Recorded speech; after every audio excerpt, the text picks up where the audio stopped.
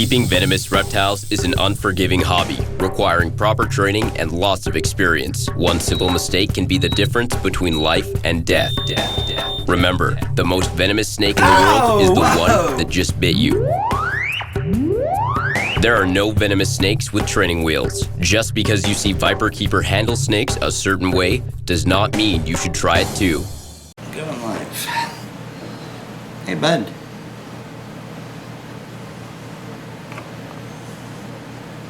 Oh, well, I'm poking your butt and your head is over here. Do you want that?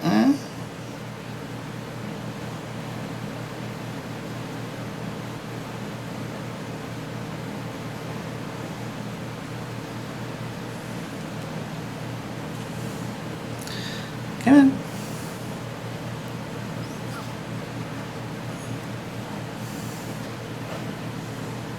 Yeah. There you go. Come on.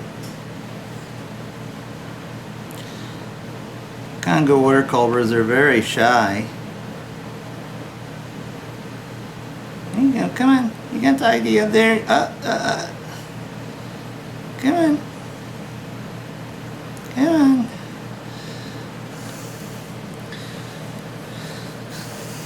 This is one of 4 in the U.S. There's 3 males and 1 female as far as I know.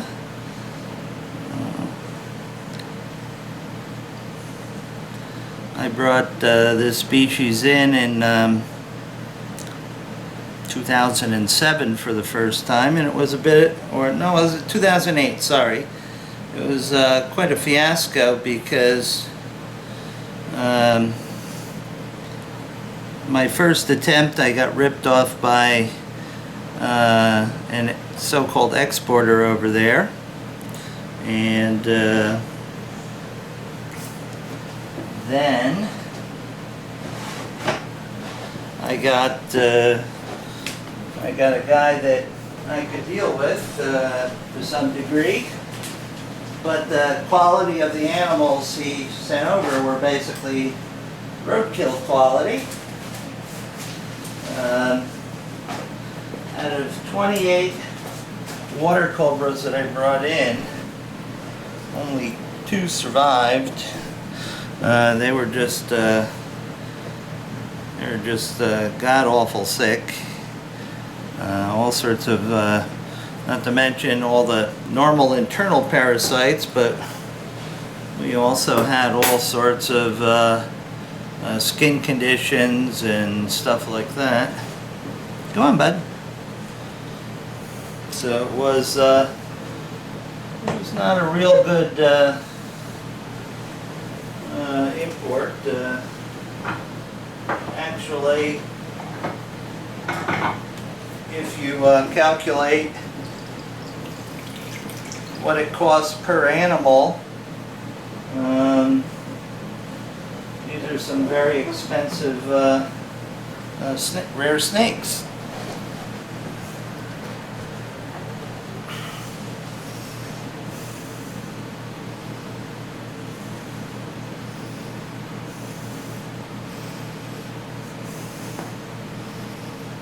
They're generally a little bit more temperamental than the Naja annulatas are basically pussycats for the most part.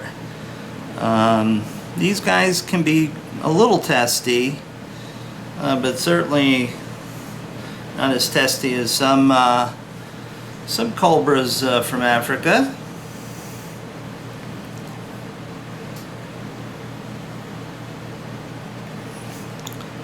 I'm going to change his tub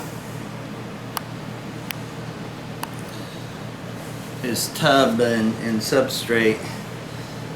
And got these little carrion flies and buggies in there. They don't seem to be bothering him, but they're certainly bothering me.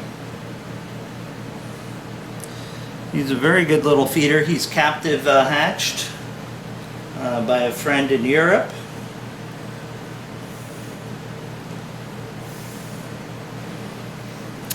So you can watch him do his thing, and I'll just continue feeding the other smaller animals in the room.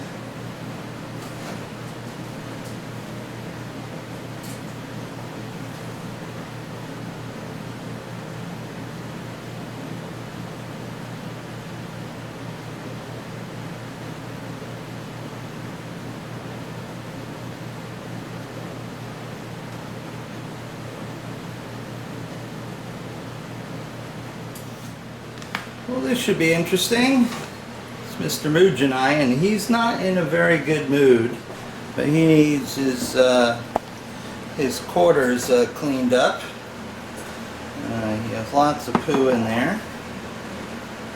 He's a very cranky beast today.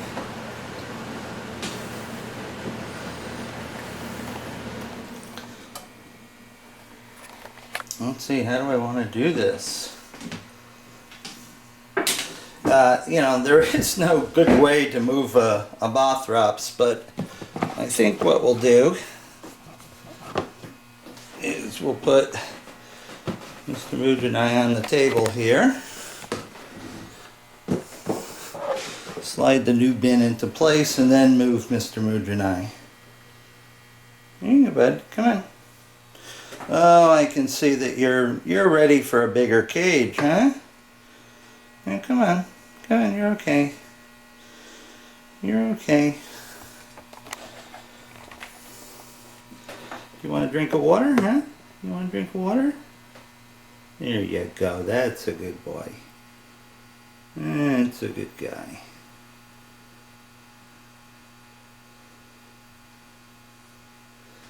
Here we go.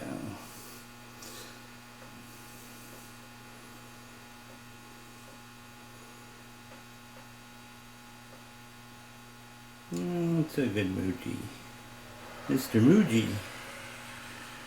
I wonder how big your sister is, huh? Sister's off at a zoo on display. Oh, is that okay, huh? Is that okay? Mr. Mugen really needs a bigger cage, and we'll tend to that next time he needs a cage cleaned.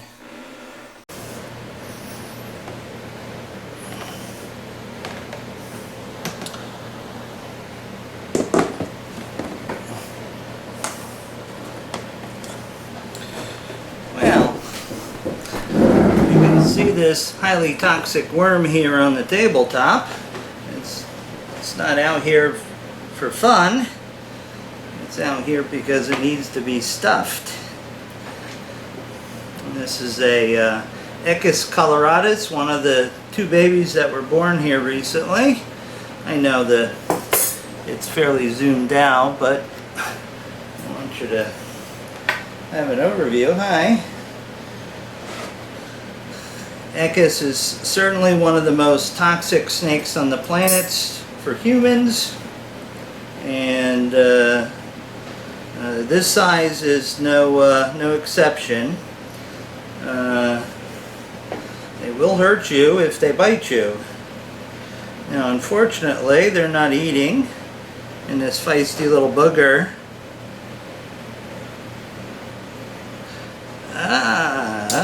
keep your fangs to yourself. Isn't he cute though? Okay. Now tonight on the menu happens to be shoulder and forearm of rat pink, and I did give them some steak last week to sort of get them started. Come on. Come on, no death rolling. I know what you're up to. Come on. Now eat it. Otherwise I'll have to stuff it down your throat. Boy, how many times did my parents tell me that?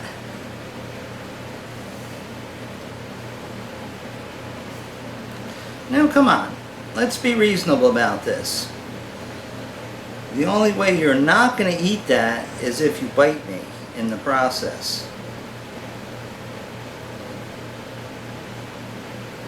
So it'd be much better if you just gobbled it down all on your own, so I don't have to hold your little head and push it down your throat and then maybe get bit in the process. It just works much better when you do it on your own. Go ahead. Come on. Come on. Come on. No, I didn't bring you out here to eat you. Just eat your meal. This is a lot nicer than those dry crickets that don't go down very easily. I've seen your cousins over there, the Echisoshirukiais, struggling to swallow those puppies. Come on.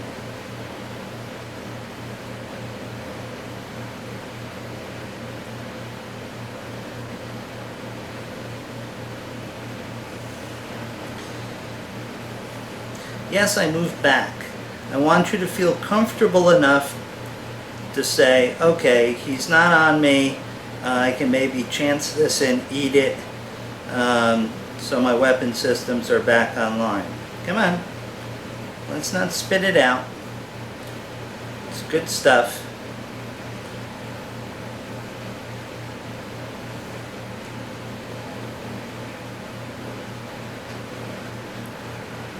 Come on, good guy. Keep going. No spitting it out, no thrashing. Just eat it. That doesn't look like eating it to me.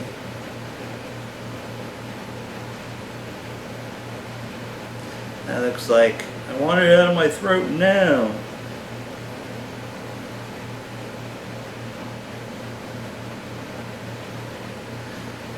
Okay.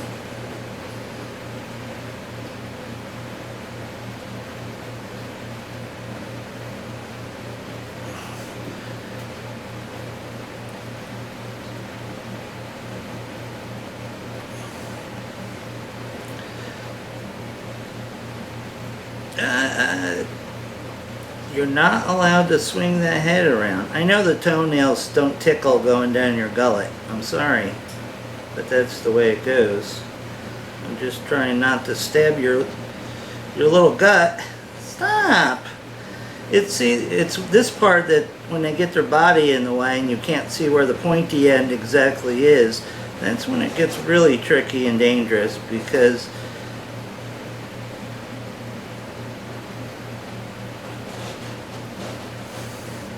come on. Now, this is not my best grip that I've got on him. Is it down? It's down. Good for you. Good for you.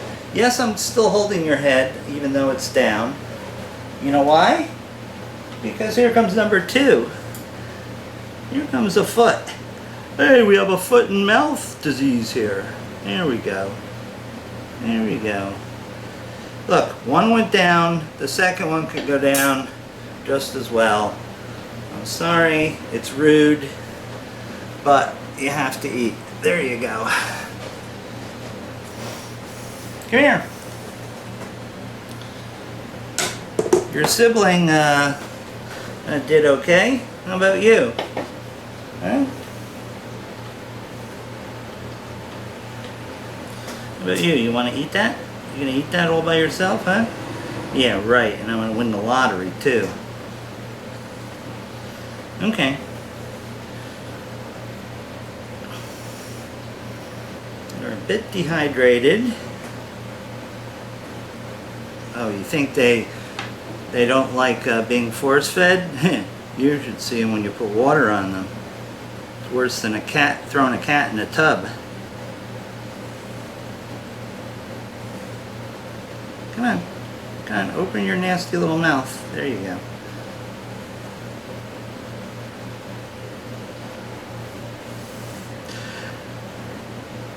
You know, at his size, if I have one little wrong movement with these forceps, they could be lethal to him. They could easily puncture his digestive tract or other parts of his very tender little anatomy. And I would be very, very upset. Probably more upset than that if he actually did manage to bite me.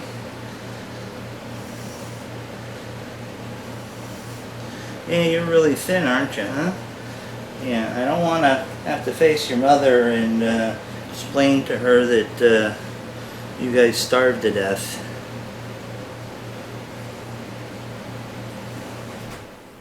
Hmm? There you go. Here's number 2. Here we go. That's good. That's a good little guy, huh?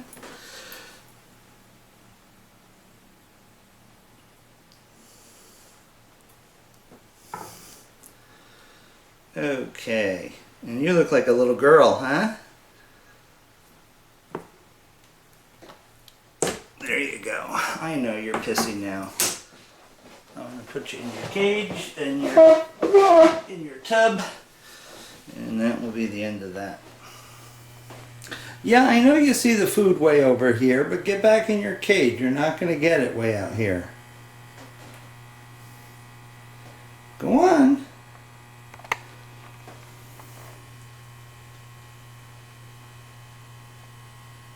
Black Mamba cam. Yeah, that's you. That's you.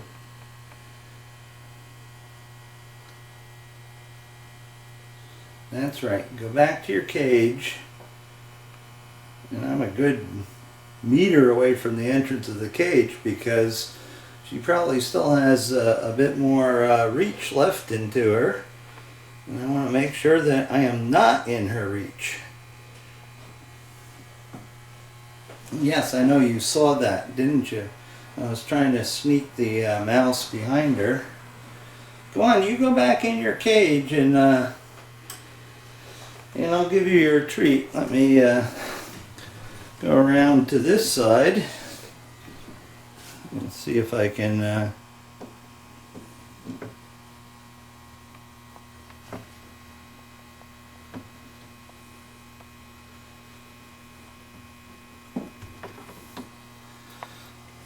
okay.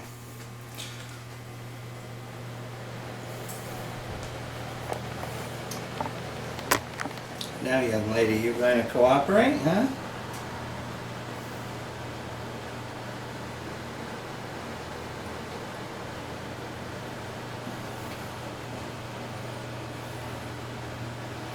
I am absolutely within the kill zone. Fortunately, she's focused on the rat right now because the lens of the camera is only 6 inches from her. We'll just let her decide that she wants to go back into the cage on her own because she now smells mouse in there. Yeah, okay, but she also saw me moving.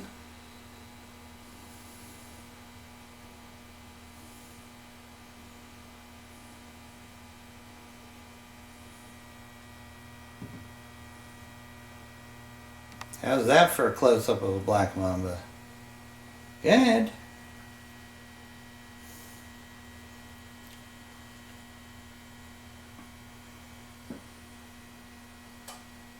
Oh man, she's a twisty little creature today. Good.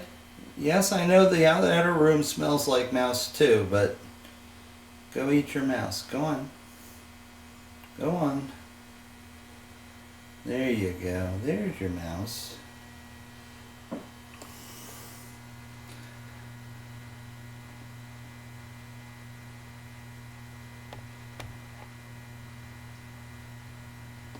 You have to know when to move quickly and when not to, because they will feed off of your movement, and your life expectancy will decrease if you don't do it carefully. Now I'm gonna try to carefully hook her back in her cage. We never like to argue with black mambas. Alright, eat your mouse. Eat your mouse. Okay.